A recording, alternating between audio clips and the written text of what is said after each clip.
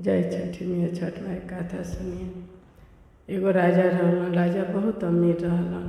उनका एगो बेटा एगो बेटी रहे। बहुत ज़्यादा अमीर रहलन। अपना प्रजा के कबो दुखी ना देख पाओ, सब कोई के सुख करत। देश व्रत आवे, छठ आवे, त्योहार आवे तो आगही से गांव में साड़ी बंटवावस, कपड़ा बंटवावस, फल बंटवावस। जे छठ सभे करे, अमीर गरीब सब कोई करे। यही करते करते एक दिन के बाद भइल कि राजा जी मर गइलन। बाँच गल उनकर एगो बेटा एगो बेटी आ पत्नी। उ लोग से राज ना चलल। बहुत गरीबी स्थिति में हो गइल लोग। गरीबी स्थिति में हो गइल लोग। ओकरा बाद कहलन कि रुक उनकर माई कि बेटा के ऐसे तैसे में शादी कैली, लेकिन बेटी के बहुत अमीर घर में शादी कैली। जब बेटी के अमीर घर में शादी कैली तब बेटा रहलन बहुत दिन तक अच्छा खाना पीना ना खैले रहलन। तो एक दिन बहन के घर में उनका पूजा रहे तो भेज दिलन। माई भेज दिली, कहली कि जा बेटा आज जइब न दीदी के घर में तो थोड़ा अच्छा खाना उना भर पेट खा लिया का। तारा खाना तो खैला बहुत दिन भइल, अच्छा खाना कहाँ से हम बना पाएम जे खियाए। बड़ा खुशी से बेटा गइलन। भाई गइले बहन के घरे। जब बहन के घर गइलन, बहन देखली भाई के स्थिति जे वस्त्र देह पर अच्छा नहीं खे, गरीबी स्थिति में बारन। तो भर मुँह बात भी ना भाई से कैली, बात ना कैली। कहली कि हमारी इज्जत डाउन हो जाए।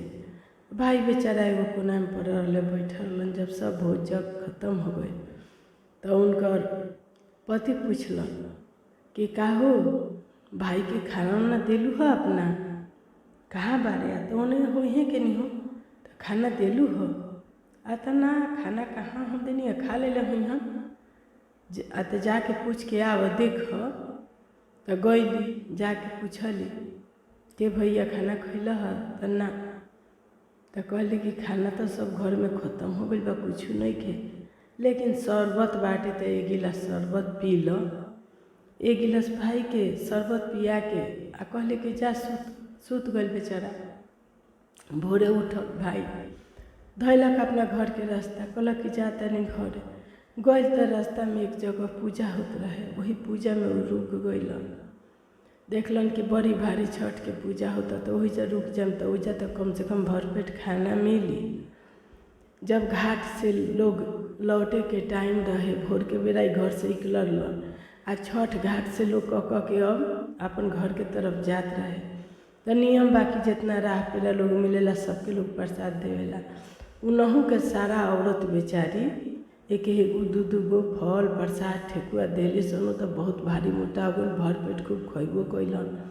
घरे गइलन, जाके कहलन कि माँ ई रास्ता में देख ना पूजा होतल छठ माँ के, तो हमरा सब कोई प्रसाद दिलक हटे। हमहूँ गोर लगनी है कि हमरो दुख दूर हो जाए, स्थिति बदल जाए तो हमरो माँ छठ करियन ना, घर में हमरा खुशी मंगल होई। माई कहली कि ठीक बा। खैली पियली, माँ के प्रसाद ले अलन। उनकर घर में इतना सुखी संपत्ति लौट गई, इतना सुखी संपत्ति जे जमुना के ओरना छठी माई में इतना शक्ति बा, इतना संपत्ति दे दहल, घर भर गल धन से। एक दिन के बाद भल कि उनकर बहिन अली घर में। जब देखली घर में बाप रे सोना चांदी भरल भंडार सब सुखी, तब इनका बहुत लालच लागल। कहते रहे कि ये भैया ये सब कैसे भइल, इतना धन संपत्ति भरल बा, हम तो एक नेग लेम, बधाई लेम। भाई कहलन कि ठीक बा हम देम बधाई तारा के। भाई मन में सोचे लगलन कि वो दिन रहे जे इनके घर गईनी तो शरबत पिया के सुता दली आ एह बेरा हमरा से बधाई मांगत रही, नेग मांगत रही। नेग तो हम इनका के देम। बहुत बड़ा छठ पूजा उनकर माई ठनली, सब पूजा व्रत कैली। वही में बहिन अली बुलौले, कहले जे आवे ही पूजा में तरह के नेक देम। गईले सोनार के पास, कहलन जे सोनार इतना बड़ा इनका के जितना पैसा चाहे लग जा, गोर के पैजेब बना द। आ पैजेब ऐसा में आवाज़ तू डाल द जे जब पैजेब चलस तो बाजे तो कहे कि शरबत पियब शरबत पियब। कहलक सोनार कि ठीक बा। इतना खूबसूरत पैजेब गढ़लक, इतना खूबसूरत पैजेब ले अलन, बहिन के गोर में दे दहलन, पहन रहली।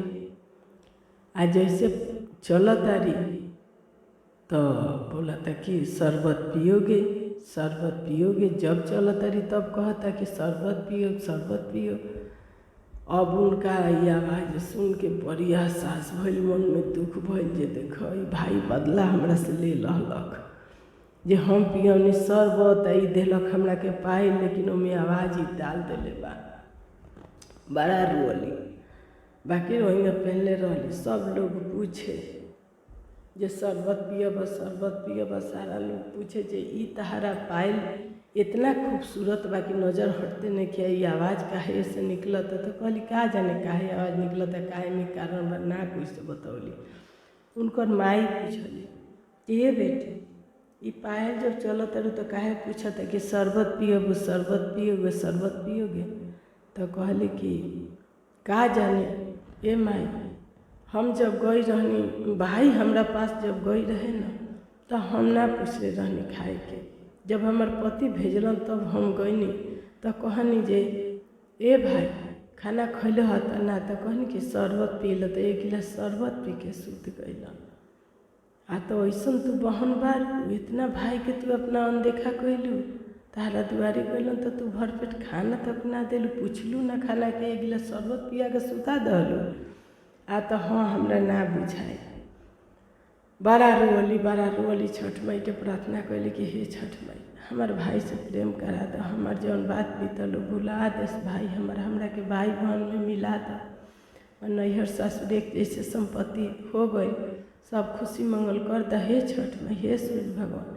छठ माई सूर्य भगवान में इतना शक्ति बा कि दोनों घर भर दिलन, दोनों के मेल करा दहलन, भाई से बात बिसार दहलन, बहन के अपना बहुत मान प्यार करे लगलन।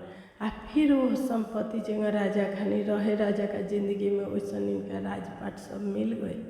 आज छठ माई के बड़ा कृपा बा कि सब लौटा दहली। जय हे छठ माई, गोर लगतनी। ऐसे ही सब कोई के जे कथा सुनी ओकर सबके घर बिखरल बना दे, हम ओकर घर बिलाई लोग ओकर घर धन भंडार से भर दे, सबके खुशी मंगल दे।